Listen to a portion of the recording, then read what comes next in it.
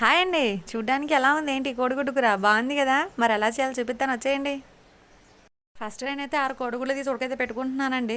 తర్వాత మనం ఉడకపెట్టిన గుడ్లని పైన పొట్టు తీసేసుకొని చాకుతో ఘాట్లయితే పెట్టుకుందాము. చాకుతో ఘాట్లు పెట్టుకున్నాక ఒక బాండి తీసుకొని అందులో కొంచెం నూనె పోసుకొని ఒక అర స్పూన్ ఉప్పు, అర స్పూన్ పసుపు, కారం వేసుకొని ఈ గుడ్లనైతే బాగా వేయించి పెట్టుకుందాము.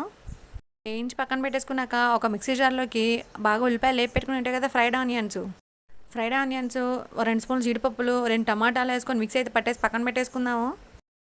తర్వాత ఒక గిన్నెలోకి 4 స్పూన్లు పెరిగేసుకొని అందులో అర టీ స్పూన్ పసుపు, 1 స్పూన్ ఉప్పు, 1 టీ స్పూన్ కారం, ధనియాల పొడి, గరం మసాలా, జీలకర్ర పొడి అన్నీ వేసుకొని కలిపి బాగా పేస్ట్లా చేసి పక్కనైతే పెట్టుకుందాము.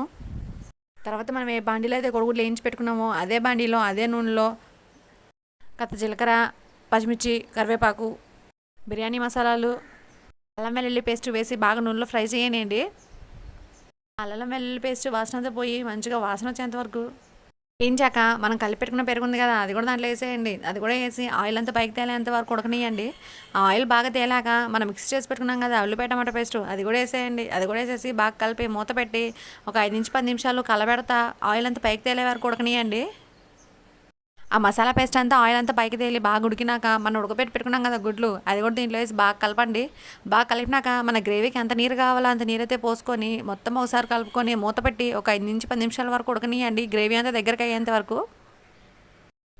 ఒక 5 నిమిషాల తర్వాత మూత వేసి చూడండి గుమ్మాలొచ్చి కొడద్దు వాసన. చూడండి ఆయిల్ అంతా పైకి తేలి ఎంత బాగుందో. కొత్తిమీర వేసుకొని దించేసుకోవడమే. ఎంతేనండి, చాలా సింపుల్. నా వీడియో కనుక మీకు నచ్చినట్టయితే లైక్ చేయండి, షేర్ చేయండి, సబ్స్క్రైబ్ చేయండి. బాయ్.